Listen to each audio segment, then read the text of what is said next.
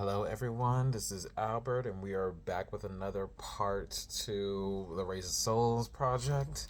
And we are continuing on the Parable of the Sower by Octavia Butler.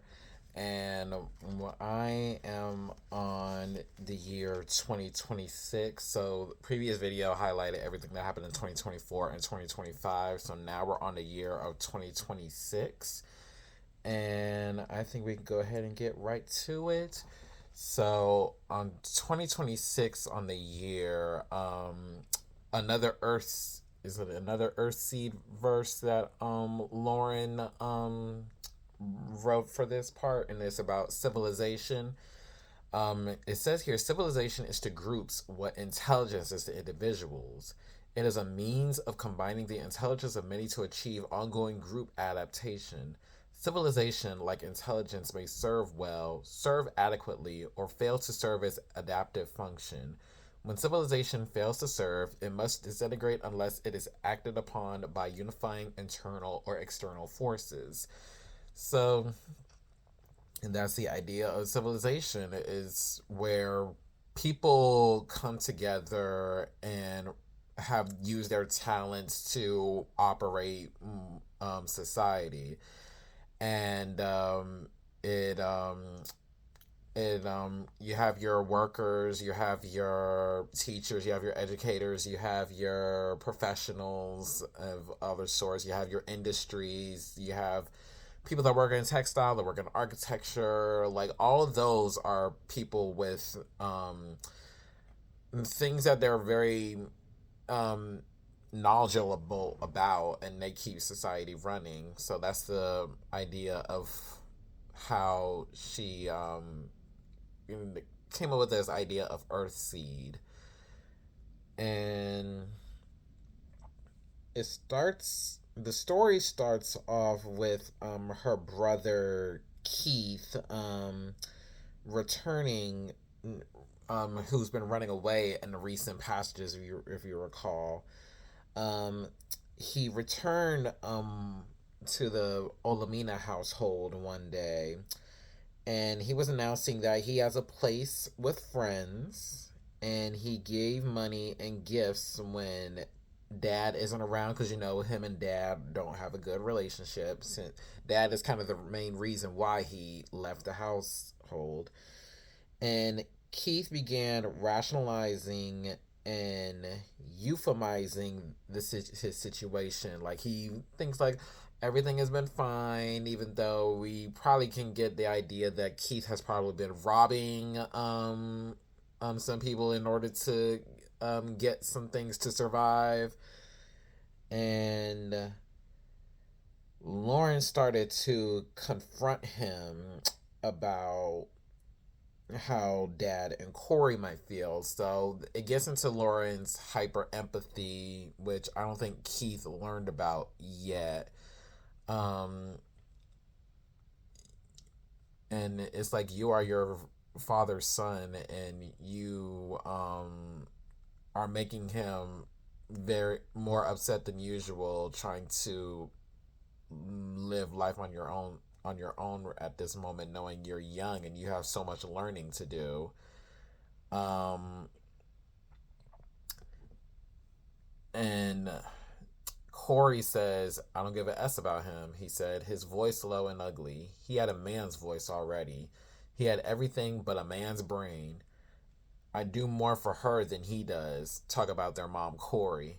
I bring her money and nice things, and my friends know she lives here, and they let this place alone. He's nothing.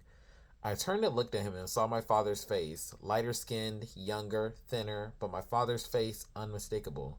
He's you.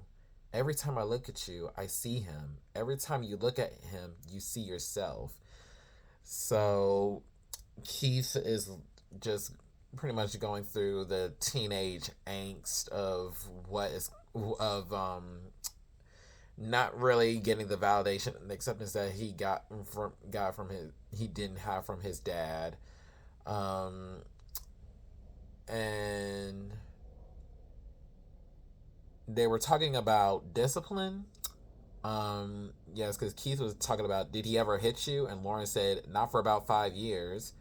And they were talking about the reasons that why Lauren's dad might hit them, which we can get into a conversation about All About Love by Bell Hooks, about love and abuse cannot coexist, and when people say they trying to discipline a person when they're really just trying to have a force of control, um, about disciplining especially young kids, and it's like they don't need really.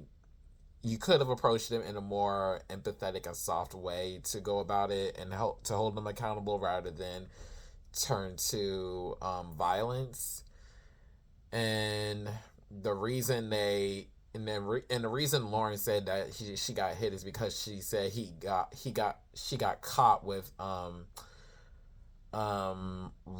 Quintanilla, um and they were most likely having sex at that time, or they were just talking or something like that.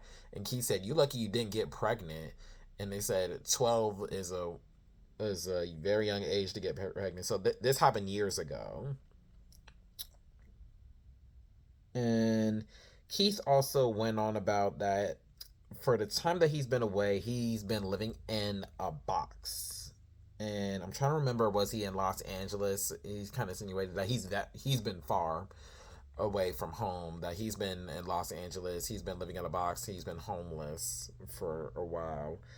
And he stole a sleep sack from a man, shot him, um, and met some other guys. And what's interesting about some of these friends that Keith had, they are illiterate. And Keith was has been in a household that loves learning. He literally is in a professor's household. So Keith knows some things. So he got to teach some of the guys about reading and writing and stuff like that. And Lauren is like, be careful with the people that you hang around. So that is what happened in that diary entry. And I think it's about a month after this happened. Keith returned to give Lauren money for her birthday because it was it her 17th birthday? I think it was her 17th birthday. And she said she'll give the money to Corey. And I think they got into another argument about Keith doing what he's doing, but Keith wished her a happy birthday. And yeah, he that unfortunately that was the last time Lauren spoke to Keith, because after a month after that is when they went looking for Keith to still see if he's still alive. Dad and Corey found Keith's body. I think he was in a dumpster. Yeah, he was in a dumpster. So they found Keith's body, and I don't think Lauren saw the body yet, but she got the news that they found his body in a dumpster. And it was a few days after that we got explanation on what happened to Keith, on what led to Keith's death. And Lauren said Keith's body had severe cuts and was in a dumpster, and they are convinced that it was someone who really hated Keith. Like these were like it wasn't random. Like this was some he was like Keith was murdered by someone he knows was out to get him, and unfortunately it led to this fate. And Dad was using the death as a cautionary tale for the other brothers. Like, this is what happens when you don't obey my rules and you go on and live on life on your in a way where you're just not listening to me. And Keith was unfortunately proven that point. And the police tried to get evidence of the killer, And based off what the police was asking, it looked like they were trying to pin this on dad. They were trying to racial profile and just saying like, oh, like dad might have been the killer, because they were like, we understand you've been out looking for your son, and next thing you know, your son has been dead. So what? So you didn't know anything about this? And Wardell Parrish, who was the what was the lady's name that passed away? Mrs. Sims, um, the family member that moved into her home. He noted that Dad and Keith had a major argument and reported it to the police, because the police was investigating the entire town, and Wardell was giving that answer, which was like, you can get a Wardell is the feds. But Lauren talked about how much cops were useless, and Dad also had this view of the cops and how useless they are. On page 136, 137, the cops went nosing. Lauren said the cops went nosing around the neighborhood, but no one else admitted knowing anything about a fight. After all, they knew Dad didn't kill Keith, so the police were like, yeah, he didn't kill him. And they knew the cops would like to solve cases by discovering evidence against whoever they decided to be must be guilty. Best to give them nothing. They never helped when people called for help. They came later, and more often than not, made a bad situation worse. We had the service today. Dad asked his friend Reverend Robinson to take care of it. Dad just sat with Corey, and the rest of us looked bent and old, so old. And Lauren began to feel a little resentment from Corey, who was mourning during the service, because there was, because as I think it was yeah, because the thoughts that big argument that Dad and Corey had a year it was almost a year to this day. Now, this was August 9th, 29th, 2026, and the big argument that Keith and that Dad and Corey had was back in August of 19th, where Corey was telling Dad that if it were your precious Lauren, you would have found her already. You never cared for Keith. So Corey had had a certain attachment to Keith because this is her son and her biological son. Lauren is the stepchild, and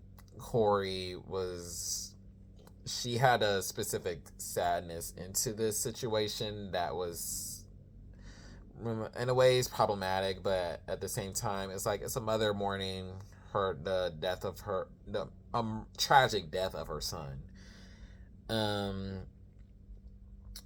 And I think it was after the service, Lauren began talking to this guy named Curtis Talcott, who she had a crush on, and started developing feelings for later on. And then after that, we fast forward into October 17th, which there was a lot of recent series of home break-ins. So Altadena was still getting a lot of break-ins. Even after the election, there were still a lot of break-ins. There were still a lot of fires. There was still a lot of the same old suffering that the community has been going through. The thieves broke into these neighbors called the Cruz household, and then they killed, I think it's the grandmother, the matriarch of that family when they broke in. Her name was Dorothy. Yeah, Dorothy. Oh no, this is Dorothy's grandmother, and a couple of the thieves got killed by Dorothy's brothers, and one of the thieves survived when the break-in happened.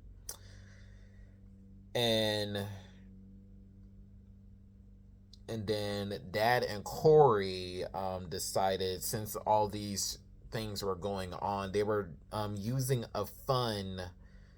They created this fund where a lot of the money, because Keith was bringing money and gifts back and forth whenever he was able to give something to the family. So Dad and Corey used that money that Keith gave to the family to help out and put in a church fund. And I was trying to remember how much money did they get with just from Keith giving all that money, but they were able to.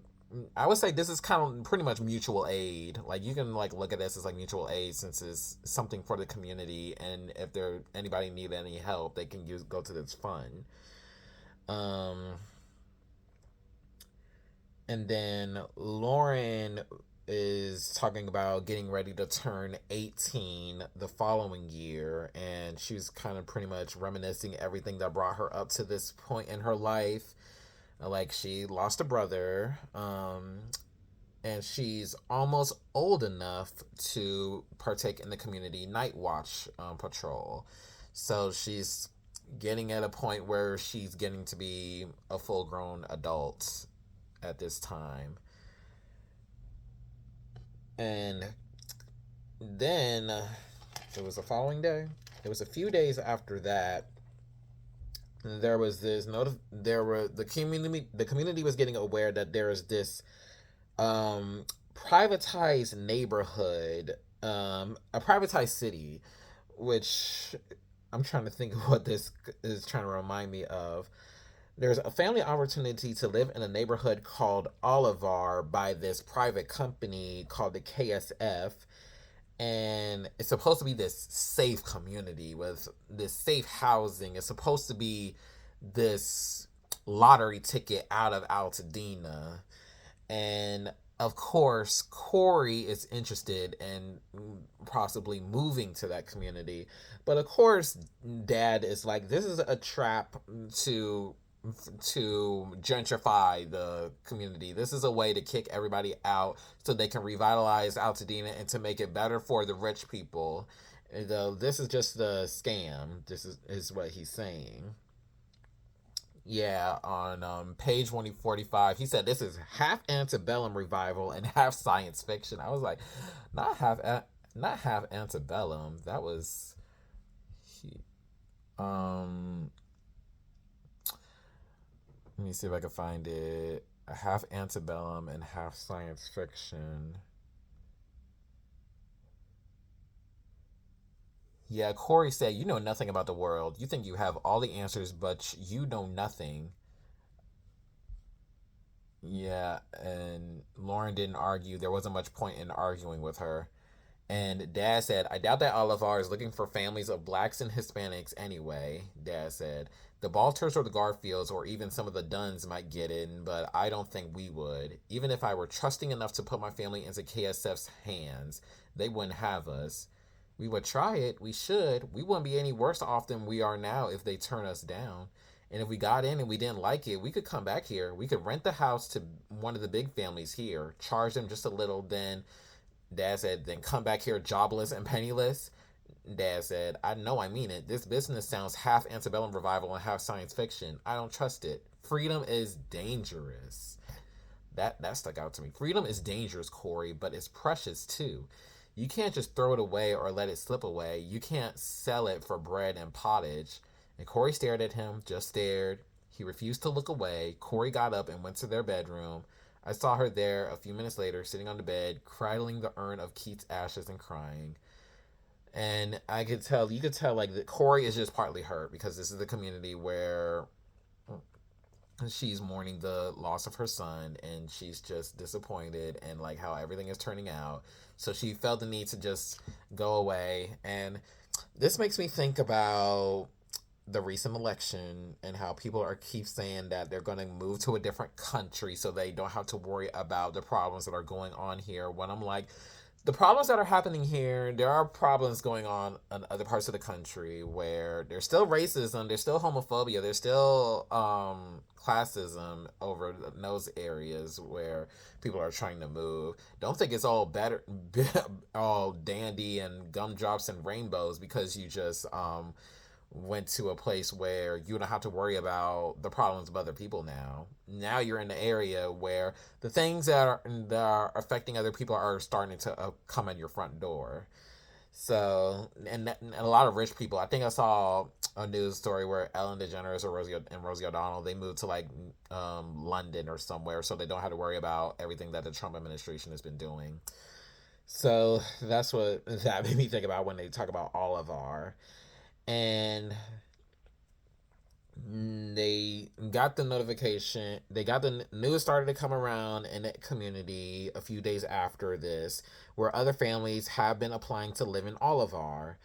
And Lauren is starting to think about living there when she turns 18 because she is just tired. Like, she lost someone who was like a sister to her, to murder. She saw all these tragedies that were going on. She witnessed the death of someone who's like a sister, Mrs. Sims' death, the death of her brother, this another murder that of a break-in that killed the grandmother of someone, where it shows that there is a lot of lack of empathy in a world where she has this superpower of hyper empathy. So it's making me think about, when it comes to the idea of hyper empathy is like, you should have that much empathy, but yeah, it's sometimes it gets to a point where it takes over you, so it could be a blessing and a curse. And after that, they started to about talking about, I think, is this the conversation that Lauren had with Curtis Talcott, where they talk about going north and like what it's like to just get out of this community, just to be free from all the problems in the city, and thinking is better when you move somewhere else. So it made me think about, people trying to leave a legacy, because because Altadena has been a Lauren's home from previous generations and stuff like that. So to leave somewhere where a lot of legacy has been left, that's something that a lot of people probably don't think about, because how the housing market like in the other places that you're living, where it's probably even harder to get employment over there. The people don't even know you over there, so it's really important to like really pay attention to what's going on locally, and to see who you can get access to address a problem. And it really just starts with the family and your friends, your neighbors, and those you're in close proximity to. Um, and then she started talking about how she started coming up with verses for Earthseed, Book of the Living. That's when she's like starting to developing the ideas of Earthseed on page 149. It's talking about clarity and truth. Yeah, Lauren says here, I finally got the title for my book of Earthseed verses. Earthseed, the Book of the Living. There are the Tibetan and the Egyptian books of the dead. Dad has copies of them. I never heard of anything called the Book of the Living, but I wouldn't be surprised to discover that there is something. I don't care. I'm trying to speak, to write, the truth. I'm trying to be clear. I'm not interested in being fancy or even original. Clarity and truth will be plenty, if I can only achieve them. If it happens that there are other people outside somewhere preaching my truth, I'll join them. Otherwise, I'll adapt where I must. Take what others Take what opportunities I can find or make, hang on, gather students, and teach. And that just seems like a declaration of liberation for her. Like, this is a promise for herself to just be free, however she feels free for herself, and also empower herself to go after what she thinks will be her happiness and her safety net. And she got the news that her friend Joanne, who was one of Lauren's good friends, her family are talking about moving to Olivar. So that's another relationship to possibly grieve for Lauren. I just know Lauren is sick of it. Like, you have all these, you were mourning all this death, and you're about to lose, you're possibly going to lose your best friend. You might can call and she might visit in every now and then, but it's another part where Lauren might feel a sense of loneliness that here. And Lauren asked, how did Joanne feel that she is going to be moving to Olivar? And Joanne said, appeared fine. She's kind of like in denial that about her true feelings, that she's going to be upset that she's not going to see Lauren anymore, or as much as she often does. But she was appearing fine. And then Joanne asked Lauren if she has a plan for her life. And Lauren says she has a plan, but she pretends she doesn't. But she really pretends, but she really doesn't.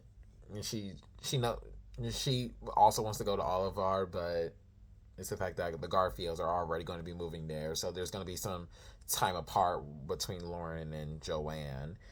And there was this part where Lauren was talking about Olivar on page 153.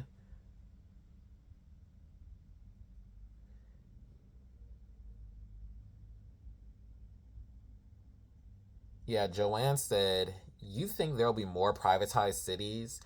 And then Lauren said, bound to be if Olivar succeeds. This country is going to be parceled out as a source of cheap labor and cheap land.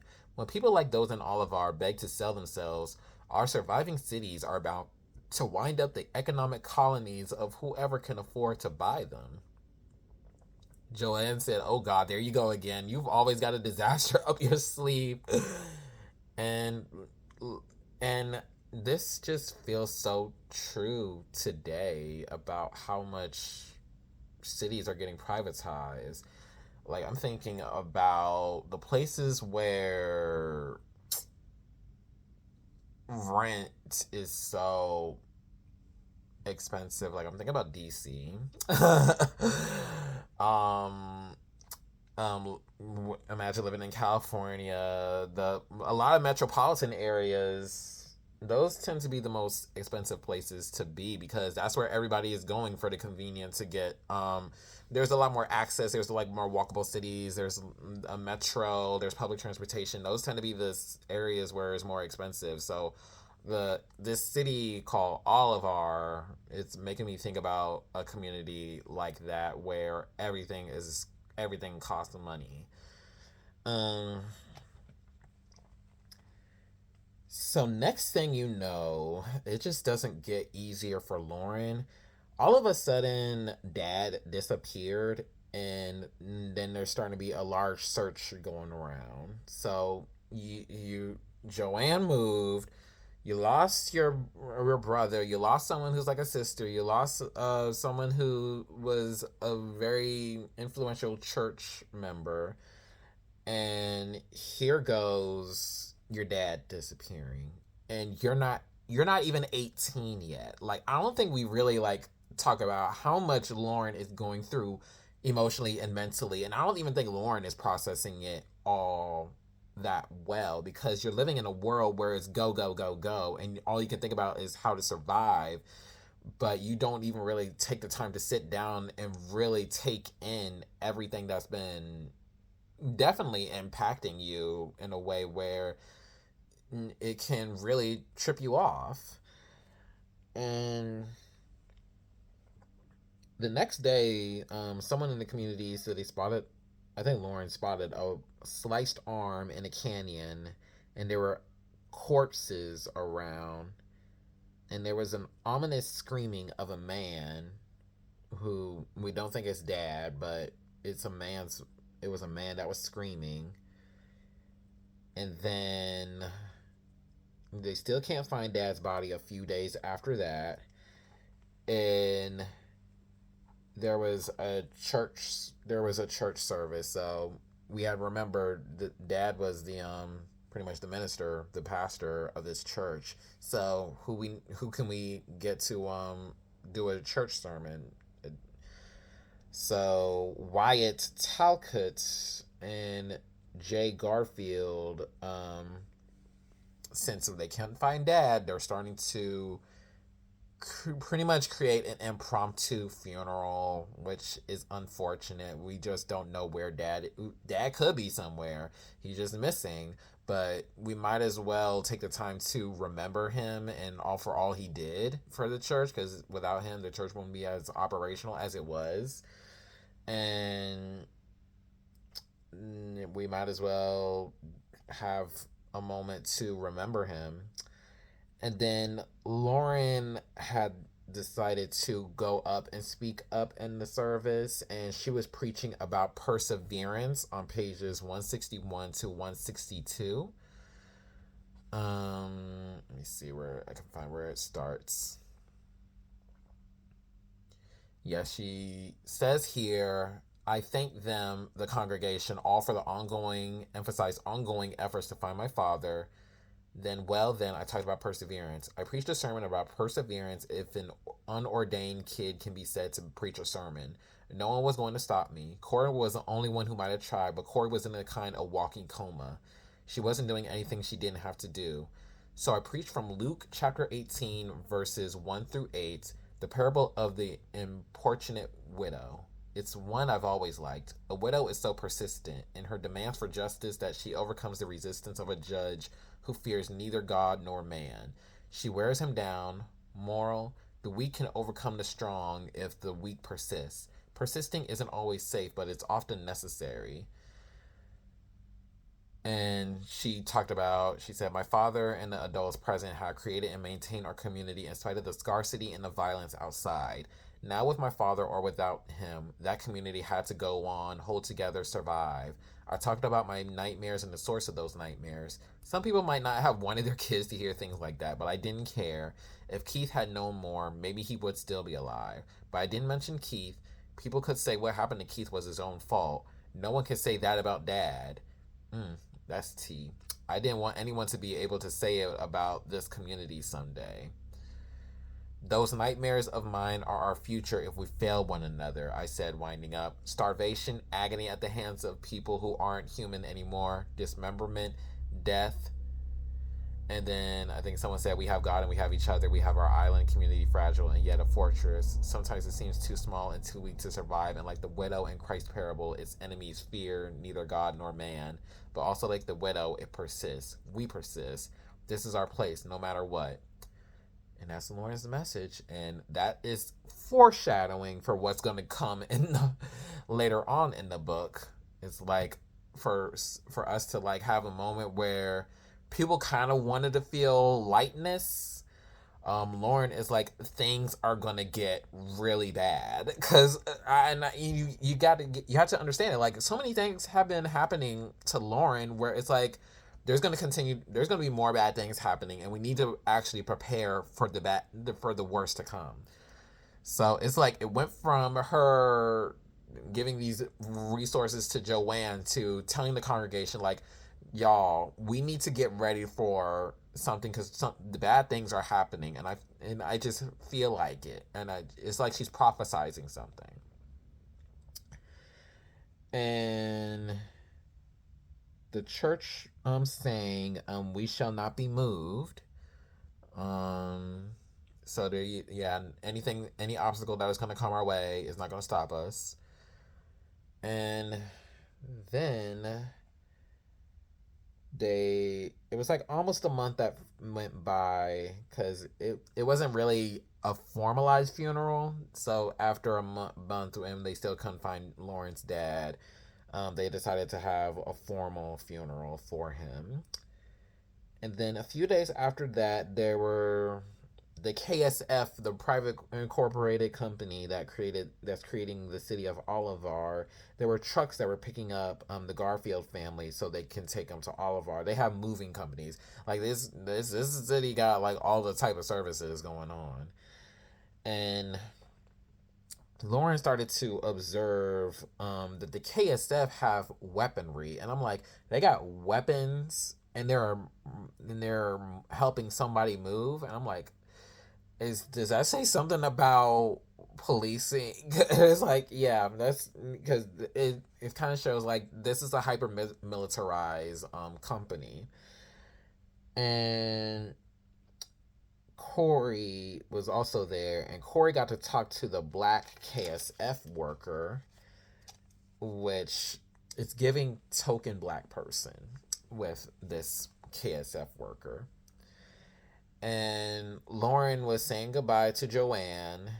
And after the Garfield family left, Lauren got to talk to Curtis Talcott, and they were talking about their futures. And Curtis was talking about trying to leave. He also wants to leave Altadena. He was thinking about going north, and he wants to get married. And Lauren wanted to leave Robledo alone initially before Dad's disappearance. So I keep saying Altadena, but the city's name is Robledo, but Altadena, California is like what it's based off of. Um, uh, Lauren keeps was talking about since her father is somewhere not found, there's more responsibility to go at home. So it's like she can't leave to go to Oliver now. She has to care for the family right here right now. So there goes her plan of trying to leave home. Um she was worried about, yeah, she's talking about how much she was worried about Corey and her brothers. And Curtis was kind of ticked off that, oh, you wanted to leave alone? Why didn't you tell me? Because Curtis and Lauren is they pretty much want to be together. Um, Lauren confessed that she wanted to get married, but she isn't ready. And this is when she started thinking about all the people that she lost. Um, Up to this point, like I said, like Lauren has been mourning a lot, and for her to be hyper empathic, it's that's so it's like it's so strong. And yeah, she said people could disappear so easily. I wanted someone with me who cared about me and who wouldn't disappear, but my judgment wasn't entirely gone. And she said she'll try to leave when her families get back on her feet, and making sure her brothers are all right. So Curtis and Lauren are starting to talk about what if they marry each other. So Lauren said, I'm not ready yet, but when my family gets their stuff together, we could talk about it. Um, and Curtis said, if we're going to get married anyway, why not do it now? Because I have things. And Lauren said, because I have things to tell you, I thought. Because if you reject me or make me reject you with your reactions, I don't want to have to hang around and watch you with someone else. And I'm like, oh, wow. That's what she was thinking. She didn't say that to Curtis, but she was thinking that. And she said, but she really said, not now, wait for me.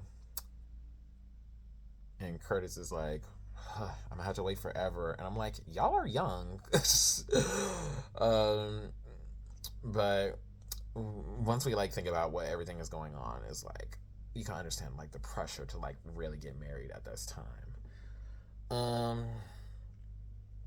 And then it's Christmas Eve, and Lauren talked about how the Payne Parish household was on fire the night before.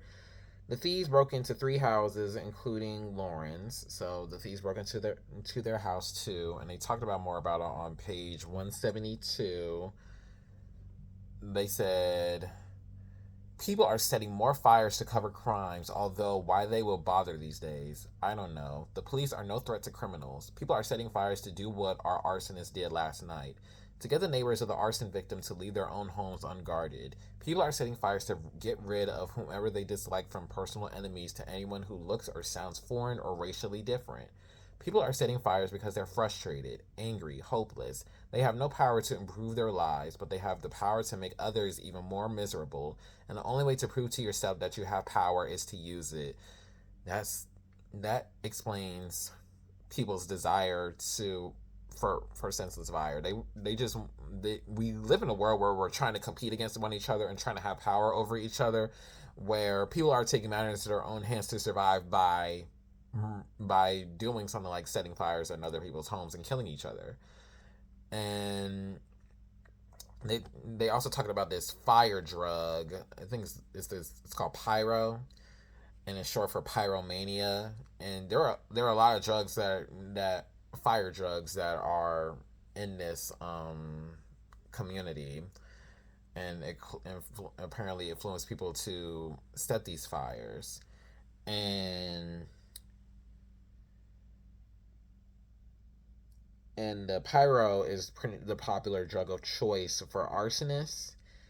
And another thing that they stole and robbed in the Olamina household was Corey's sewing machine, and that had a lot of sentimental value because that's where Lauren got to learn some sewing abilities from Corey. So they bonded over that. Like, even though Lauren and Corey are probably not as close as they probably should as stepmother and stepdaughter, they had a sewing machine that kept them together to build something off of. Um, and the Wardell Parish, he was the only survivor of his household. So I think it was he was living with his sister and her family. They had a lot of, and she has some kids that died in the fire, and Wardell was the only person that survived. So there goes Mrs. Sims' house where it burned, and now Wardell has his only himself to take care of. And that was it for that part. And then this was December 29th. Um Corey stepped in for Dad's professor position because he's a professor. So Corey started to take on a lot of the roles that Dad had. Since he's no longer there to do his roles, Corey started to step up to take into some of the responsibilities that he was doing. Um, and the community also, and since he was like a well-respected church leader, the community was there to help support Corey. They helped escort her to the school. Alex Montoya and Kayla Talcott were taking over Dad's church work. So this is really, it shows you, like, even though there is like a survival mode and stuff like that, the community always are thinking about the work that needs to be done and contributing to each other, and someone has to do it. And since Dad was a prominent figure and he's no longer there, people are taking up because they probably like learned like 5 minutes from Dad, but since they know like some his roles so well, they decided to step up and take into serving their community members. And this will be the last part before I go into another video. So this is part 2. So I'm gonna do part 3 in another day. So the final section is talking about Wardell Parish grieving his sister and her children. He went through a major depression, and that's when he decided to go home. And that was it. Yeah, it says he also stayed with Lauren's family.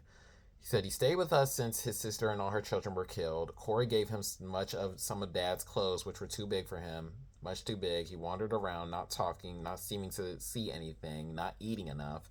Then yesterday he said, like a little boy, I want to go home. I can't stay here. I hate it here. Everyone's dead. I have to go home. So today, Wyatt Talcott, Michael, and Curtis escorted him at home. Poor man, he's years older than he was a week ago. I think he may not live much longer. So another person that's leaving the community because they are tired of all the violence that the community is going through, which is very realistic. People leave certain areas because they feel like they were too dangerous for some, and some of them they were home, and some where they were just there for the convenience. But once they realize what the consequences and what actually comes with the community, it's too much for them. So that is it for part two. And then part three is when we're really getting into like another area of Parable of the Sower, where it's like there's so much stuff that happened after that. And just want to thank y'all for staying for this part, checking it out, and I will get ready for part three in the next few days, and stay tuned for that. And y'all enjoy the rest of your day. And thank y'all for watching this part all the way through. So y'all go ahead and take care. Bye bye. And follow my at Raising Souls on Instagram, and please subscribe.